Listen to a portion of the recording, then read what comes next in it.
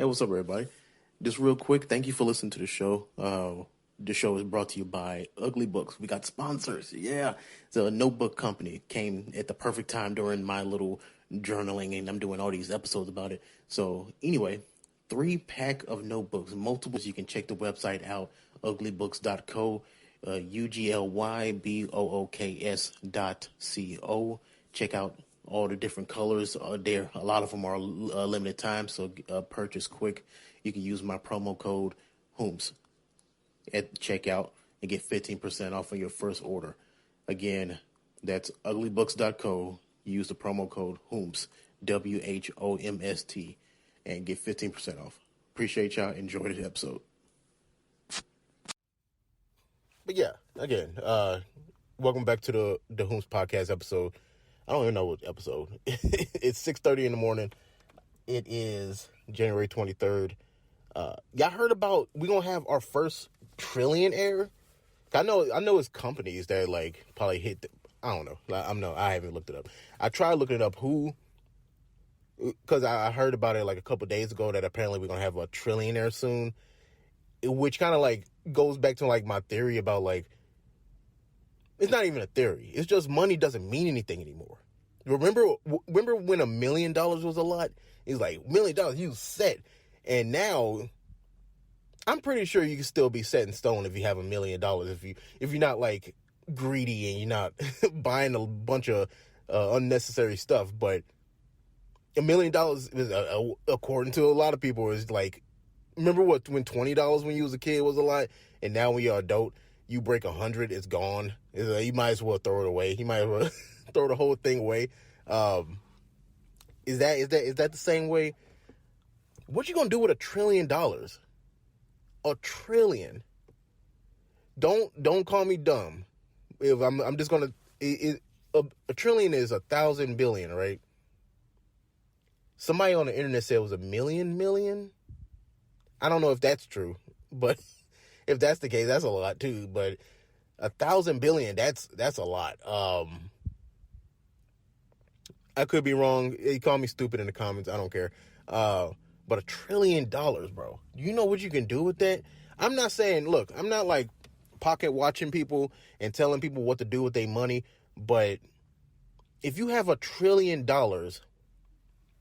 what is the point? And I know I've been talking about Red Dead Redemption a lot lately, but how the game's structured, right? In the beginning, they make money really important. So you have to go fishing and you have to go hunting and you have to go do all this. You feel the need to go rob people, right? Even if you try to play a good role, you still like, man, you know what? I'm gonna go ethically rob these people. I'm not gonna kill them, but like you feel the need. The money is important. Like every dollar means something. But by the time you get to the end of the game, shit, or really halfway through the game, you hit certain missions that give you enough money. I think a lot of like Rockstar games, like Grand Theft Autos, and after you hit a certain amount of money, there's no point to doing missions that require you that you're only doing for the sake of money. Like by the time I got to the end of Red Dead Redemption 2, I had because the game is set in like between 1890 and 1911. So I have about $30,000. I don't know how much that is in today's time, but I'm pretty sure that's like in the millions, right? That's a lot of money. So everything in the game, like the most expensive thing that I bought so far in the game, I know I'm probably losing people who don't play games, but hear me out. I got a point. I think that like the most expensive thing I bought is like maybe a horse that was like maybe $900. But then again, it don't really matter.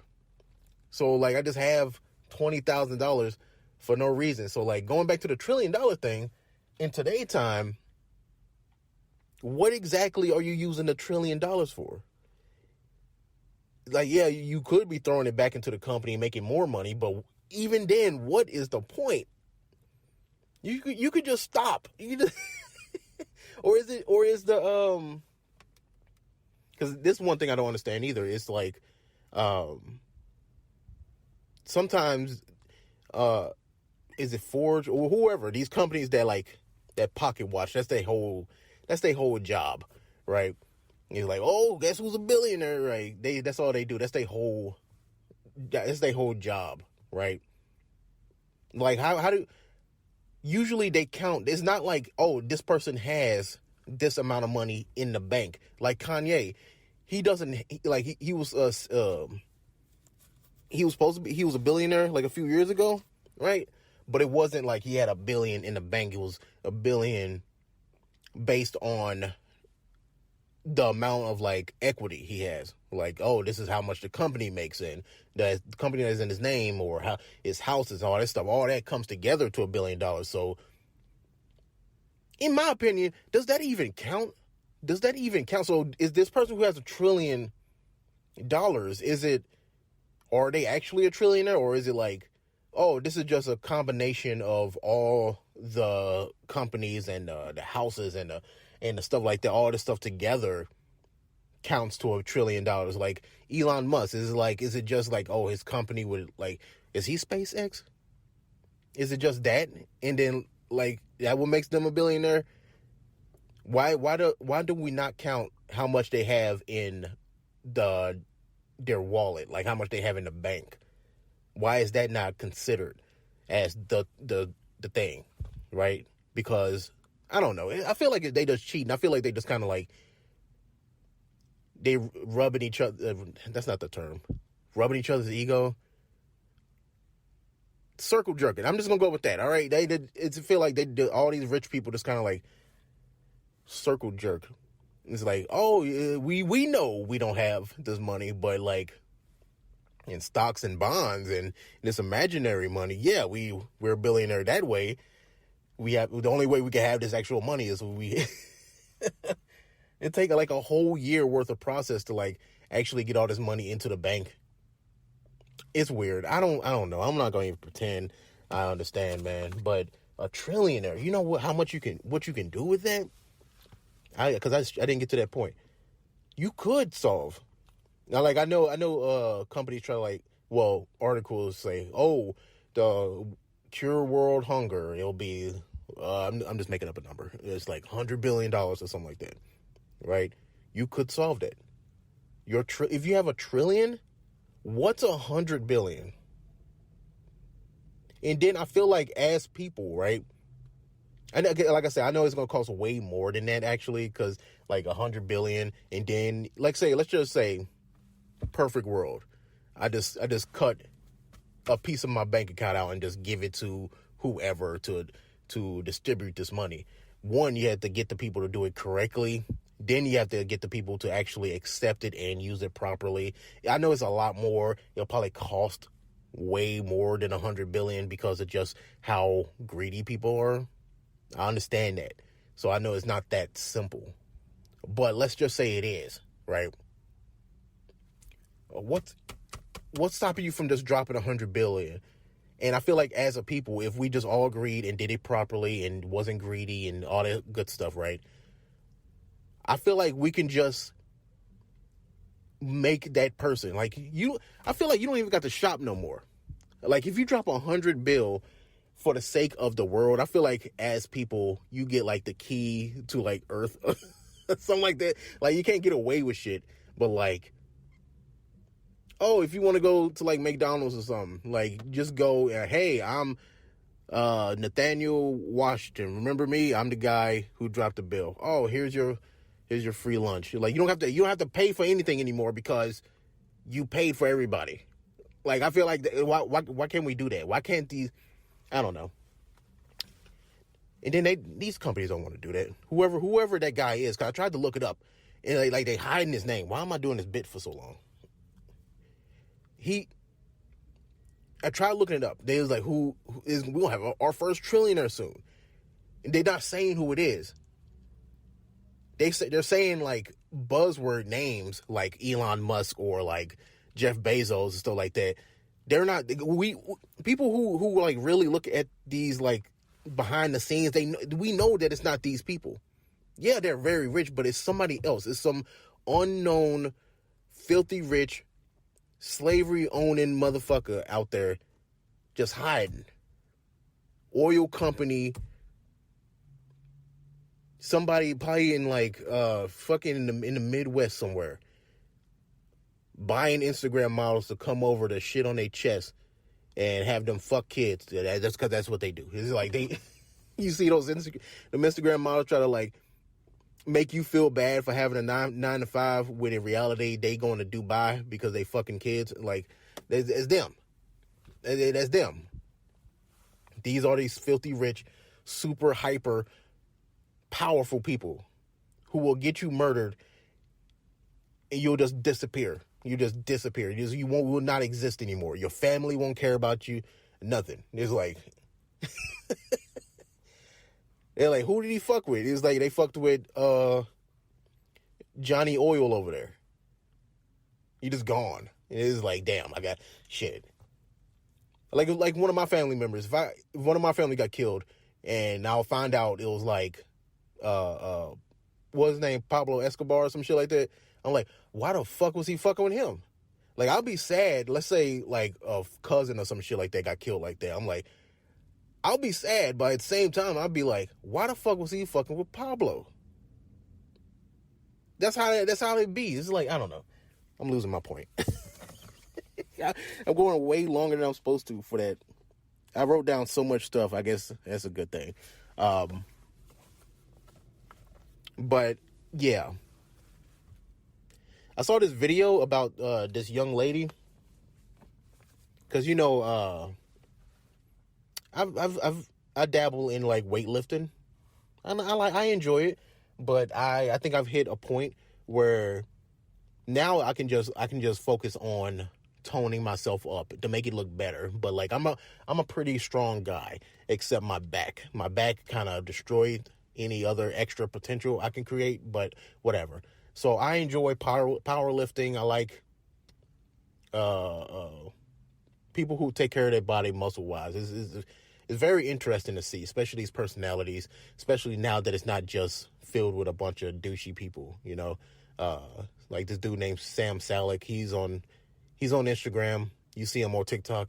I like him because he's very honest about the fact that he used steroids, but I feel like it's more of just like, everybody accepted because he's so transparent about it. And now we're just going to see, okay, let's just see how it looks. Because he doesn't care the side effects. The side effects, he's taking care of his body nonetheless. It's just, he's transparent about it, except besides some of these other bodybuilders that be on the internet. They'll lie about it. Like, I'm not on a juice. And you find out 3 years later, and then they kind of fall off.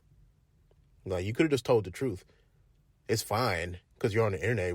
It doesn't bother us. But anyway, my point is, I saw this young lady on Instagram. I think it said it was high school. I don't know if it was current time or it had been a few years. But either way, it was a video, young lady, high school, breaking her personal record of 380 pounds on the bench. Like, lay down, blah, blah, blah, whatever. And the only thing that bothers me about it is very impressive, because I'm not hating, because I definitely cannot do that, or I would never try. There's no point. It's very impressive. Applaud her. But the thing is, I see lifters, right? After a certain point, like I said, with my strength, you don't really need it anymore. I don't need to be able to lift 400 pounds. Like, I'm not, my job isn't to lift cars, like, from break down doors. Like, I feel like firefighters, it should be more firefighters, because they the ones who got to, like, break through walls and shit like that. Like, we need some more firefighters that look like the Hulk. Like, like, he's so strong the fire doesn't even burn him anymore. Like, that'd be cool. But anyway, my point, damn, why do I keep doing this? She lifted 380. She did one. She broke a record. That's nice. The problem I see with a lot of powerlifters is they create these techniques, I feel like, take away from it a little bit. Because usually, like say you and me, normal person who just go and lift some heavy weights off a bench, you think just lay down flat, have your feet flat to the ground, and you lift it off the bar, down, up, put it back on the bar, right? Or do a few of them, right? But if you look at some of these like videos, you'll see these people who will arch their back so much, not even like a little bit. It's like, okay, maybe a little bit of arch, but no, some of these people, like this young lady, she looked like the letter Q on that bench. Like it was like only her neck and shoulders was touching the bench, and everything else is like in the sky. She was like standing, like laying on her tippy toes, and like I said, just looked like, well, how do you? I'm trying to draw a question mark. Yeah, she looked like a question mark. Yeah, exactly like a question mark. That's how she looked. Lifting it up, and she lifted it and whatever. And I've been seeing these for years, right? And it's getting progressively, the arch is getting progressively more and more and more and more and more. And I've asked people, and they said, oh, that's because it like helps them lift it. Like it gives them a little bit more like leverage, and it cuts how far they actually have to lift it. Which, when I heard that, I feel like, doesn't it like take away from the point? Doesn't that take away from it? Because I've seen another guy, right? Because this isn't the first time. I'm just painting on like a woman lifting, right? I've seen a guy, because you go deeper and deeper, you see these guys who lifting like 700. I've seen a guy who 700. They do one rep of it and they'll set it down, and it is impressive. But the guy, I don't know his name. If I can find it, I'll leave a link in the description. I'll leave a link for the young lady as well, so you can see that, because it is impressive.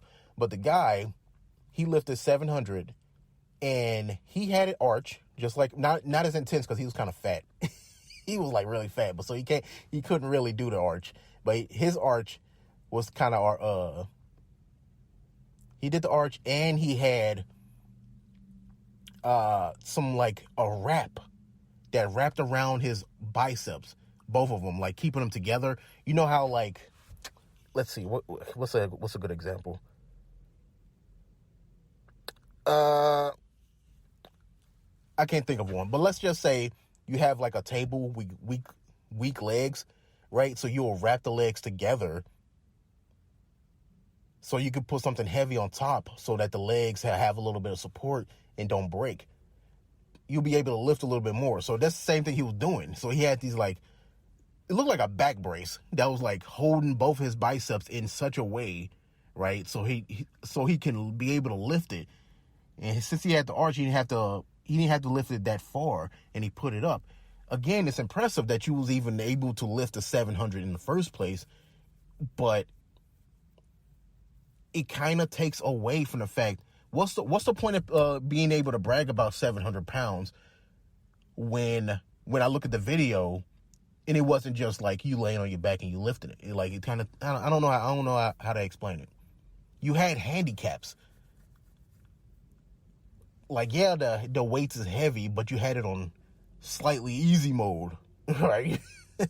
yeah, like you had auto aim on. That's it. You had auto aim for a shooter game. Yeah, you still have to shoot the gun and still have to aim sometimes, but you had help. And I know you could probably be like, well, you can say the same thing about having a spotter. No, having a spotter is for safety, because anything can happen. You can have like 10 pounds. It can slip out your hands and hit you in the chest, and yeah, it might not kill you, but still, you having they don't help you lift it. They only help you not drop it. And then 700 pounds, if you drop it, that shit's gonna fall so fast. These spotters are not gonna help you anyway. But anyway, it's not kind of my point is, it's like, I feel like it kind of defeats the purpose. I feel like we should celebrate in a different way, but I don't know. What else? What else I got for you? I ain't really got much. I am still pretty happy about that sponsorship.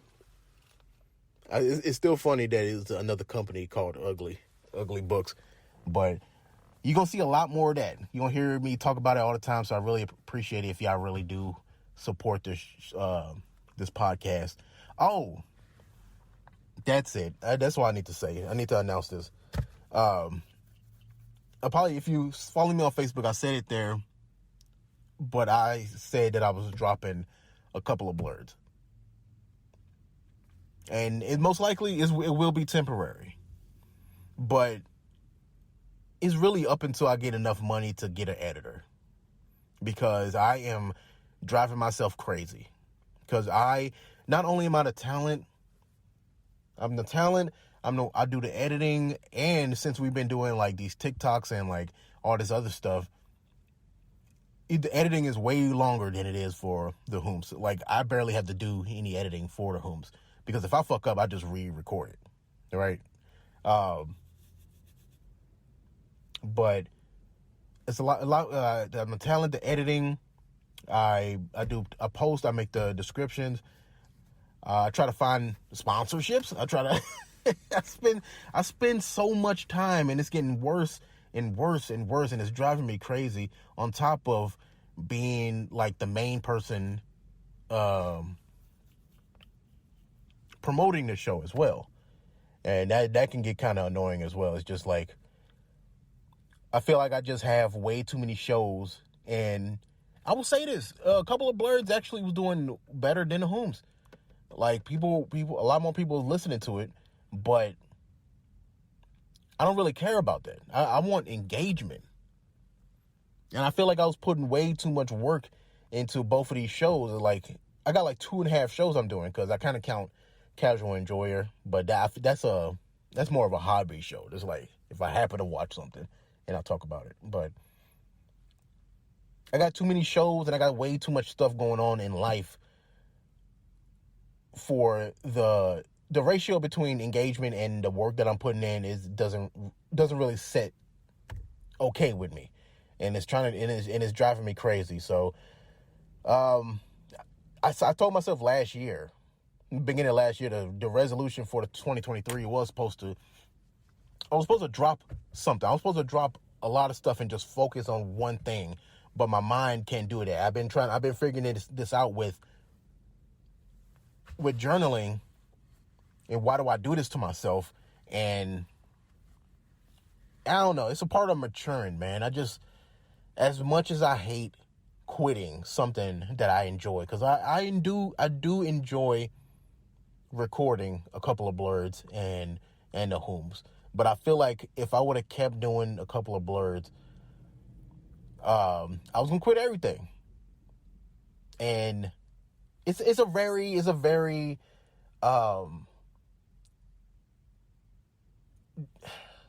it's like, it's depressing to do. Okay, this how I figured it out. It's like, it's depressing to keep doing the shows, even though they have their sparks of fun, and I enjoy doing them. But it's really depressing to do, like I said, with the ratio of engagement, with how much work I'm doing with them. Then it's depressing to quit them all, even though I know it'll make me happy. So it's like the results are the same either way. And honestly, how I'm like picturing it in my head, quitting it all would have been more depressing. And I know it wouldn't have. I knew I would have just moved on, because I'm still writing the book. I'm still doing stuff in entertainment. So I would have gotten over it. I would have come back to it eventually. But that picture, remember that picture where it's like two guys digging, and they're both looking for diamonds, and one quit before a giant diamond, but the other guy, he found some because he kept going or whatever. I forget exactly how it went, but it's something like that. It's like, it might not have been two dudes. I think it's just one. He was digging, and then he stops right before a diamond. And that's toxic. And that's very toxic, honestly. Because it's depressing. Because there's like what's the word I'm trying to say? Not potential, but it's like this positive reinforcement. This like Just keep working hard. Keep working it. It's going to work out. Sometimes you need a little bit of negativity to be like, yeah, it's not. and you can't, you'd be like, oh, you need to be more confident. But sometimes it's not for you.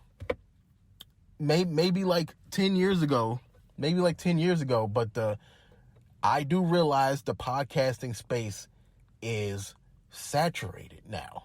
It's so saturated now. You have to be, and it's not me complaining. It's just me. Something I'm noticing is not going to stop me from doing this show. That's why I stopped the other one, because I still want to do something, right? But being an adult, I do realize that this podcasting in general is just saturated as hell. I can either quit or just keep going and just hope eventually. Yeah. But anyway, Couple Blerdz is over with, but that doesn't mean Jao Judah will not be on the show. Like, she'll still be on the show every now and then. It's just, it won't be, okay, we have to record on Monday. It's just whenever we find a topic or a movie. Most likely she'll be on Casual Enjoyer. Like, we watch a lot of movies together, and a lot of the episodes of A Couple of Blerdz were just movie reviews, movie or TV reviews anyway. So it's like, might as well just put everything in one, make it one brand, stop confusing people with like all these names. Just one. The Whomst been here longest, so might as well, right? And I guess I'll just leave off with this. If y'all enjoy, I'm not even just talking about my show. If y'all enjoy something, share it. If y'all enjoy something, share it. It don't matter if you got like 3 friends on Facebook. Just like, it's easy to just share and get it out there. Because sometimes it's not even about like who you share it to and then they click and stuff like that. It fixes the algorithm on the website where the podcast is, to where, they'll see, okay, people are sharing it, and then they will want to show it. They'll want to share it on their feature page or whatever. So the more you like it, the more you comment or share it or whatever, the more it helps me out, especially on Substack. Whomst, WHOMST.substack.com. If you comment and share and stuff like that, keep it kind of consistent like that. Eventually, I won't need you to do all that. I'm not telling you what to do. I'm just saying, for the benefit of the show, it helps if you share it or log into Substack and hit like. It helps in the long run. So basically, you know how like old school cars, old school engines, you had to like crank it up and then it'll work by itself. Something is like that. These smaller shows, if you enjoy the show, it'll help if you come and crank the engine. Then eventually it'll start doing it by itself. But yeah, that's it for now. I appreciate y'all. Please leave your topics, 725-999-2704. The voicemail is still the same. Please leave topics, your voicemails. I'll go back to playing them in the beginning like I used to. That's what I really want to start doing again. So again, appreciate y'all. Listen to y'all. Hopefully I figured out the promo code for Ugly Books by now. So if you want to buy a 3-pack of notebooks to help support the show, it'll be 10% off. I'm hoping they use Blerdz or Whomst as the promo code by the time this comes out. If not, I would have edited it out and you wouldn't have heard me say it. So, yeah. Appreciate y'all. Thank you. See you later.